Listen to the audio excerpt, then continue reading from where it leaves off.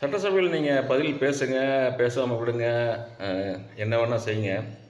ஆனால் கடந்த ஆட்சியில் வந்து நிறையா ஊழல் நடந்திருக்கு, தவறு நடந்திருக்குன்னு சொல்லி நிறைய பிரச்சாரத்தை பண்ணி ஆட்சிக்கு வந்துட்டீங்க. ஒரே ஒரு விஷயம் மட்டும் நான் உங்களுக்கு ஞாபகப்படுத்துகிறேன். சுரண்டை அப்படிங்கிற ஒரு ஊரில் ஒரு 19 வயசு பையன் பாம்பு கடித்து இறந்து போயிட்டான். பாம்பு கடிக்கிறது சாதாரணம் தானே, எல்லா ஊர்லேயும் நடக்குது தானே, விஷயம் அது இல்லை. அந்த பையனை கிட்டத்தட்ட ஒரு 6-7 ஹாஸ்பிட்டல் கொண்டு போயிருக்கிறாங்க. பக்கத்து பக்கத்து ஊரில் இருக்கிற கவர்மெண்ட் ஹாஸ்பிட்டலுக்கு. ஒவ்வொரு ஹாஸ்பிட்டல்லையும் டாக்டர் இல்லை, டாக்டர் இருந்தால் மருந்து இல்லை, மருந்து இருந்தால் டாக்டர், இந்த மாதிரி கள்ளக்கண்டா நாயக்கண்ணா இந்த மாதிரி கதையாக அவங்க எல்லா ஆஸ்பத்திரியும் கொண்டு போய் கடைசியில் கிட்டத்தட்ட ஒரு 6 மணி நேரம் 7 மணி நேரத்துக்கு அப்புறம் அந்த திருநெல்வேலி தலைமை மருத்துவமனை கொண்டு போகும்போது அங்கே டாக்டர் இருந்தார், மருந்து இருந்தது, ஆனால் பையன் இல்லை. இதுக்கு கடந்த ஆட்சியில் இருக்கிறவங்க தான் பொறுப்பேற்றுக்கணும். ஏன்னா கிட்டத்தட்ட ஒரு 5 வருஷத்தில் 5 லட்சம் கோடி கடன் வாங்கியிருக்காங்க. அந்த 5 லட்சம் கோடி கடன் வாங்கின ஒரு மாநிலத்தில் சாதாரண ஒரு கவர்மெண்ட் ஆஸ்பத்திரியில் ஒரு பாம்பு கடிக்கு மருந்து இல்லை. அப்போ இன்றைக்கி இருக்கிற கவர்மெண்ட் இதெல்லாம் கேள்வி கேட்கணுமா இல்லையா?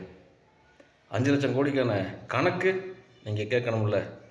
அதையெல்லாம் விட்டுட்டு முதலமைச்சரை கேள்வி கேட்டால் இன்னொரு அமைச்சர் எந்திரிச்சு பேசுகிறதும், இவருக்கு வக்காலத்து வாங்குறதுக்கு அவரும், உங்கள் ஆட்சியில் அது நடக்கலையா, இங்கே ஆட்சியில் இவங்க நடக்கலையாங்கிறது, இதெல்லாம் நடக்குங்கிறது உங்களை தேர்ந்தெடுத்திருக்காங்க. கரெக்டாக செய்யுங்க. அந்த இறந்து போன அந்த பையன் மாதிரி இன்னும் நிறையா உயிர்கள் வந்து இங்கே பலியாக்கப்படும். ஏன்னா அந்தளவுக்கு நிர்வாக சீர்கேடுகள் அவ்வளவு மோசமாக இருக்குது தமிழகத்தில்.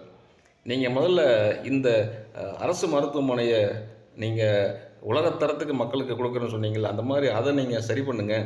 அதே மாதிரி இந்த ஊழல் பண்ண அரசியல்வாதிகள் எல்லாம் நீங்கள் அவங்க மேலே கேஸை போடுங்க, அவங்க மேலே வழக்கு தொடுத்து அவங்கள சிறையில் அடைங்க. அப்போ தானே அவங்கள வந்து மக்கள் நம்புவாங்க. நீங்கள் சொன்ன வாக்குறுதியில் அதானே சொன்னீங்க. சாதாரணமாக ஒரு 10 ரூபா லஞ்சம் வாங்குற ஒருத்தனை டிஸ்மிஸ் பண்ணுறதும், ஒரு தள்ளுவண்டியில் நோயாளியை ஏற்றிட்டு போனது பணம் வாங்கணுன்னு நீங்கள் வேலையை விட்டு தூக்குறது மட்டுமே இங்கே லஞ்சத்தை ஒழிச்சிட முடியாது. இதெல்லாம் வந்து ரமணா படம் மாதிரி தான். நீங்கள் சிறுசுலேருந்து பெருசு வரைக்கும் நடந்துகிட்டே தான் இருக்கும். அதை ஒழிக்கணும்னா உங்களுடைய ஆட்சி முறை முதல்ல மாறணும். அதை மாற்றுங்க. அதிகாரிகளை வந்து தப்பு செய்கிற அதிகாரிகளுக்கு சரியான ஒரு தண்டனையாக கொடுத்து அவங்கள அந்த மாதிரி வேலை பார்க்காத அளவுக்கு நீங்கள் பண்ணுங்கள்.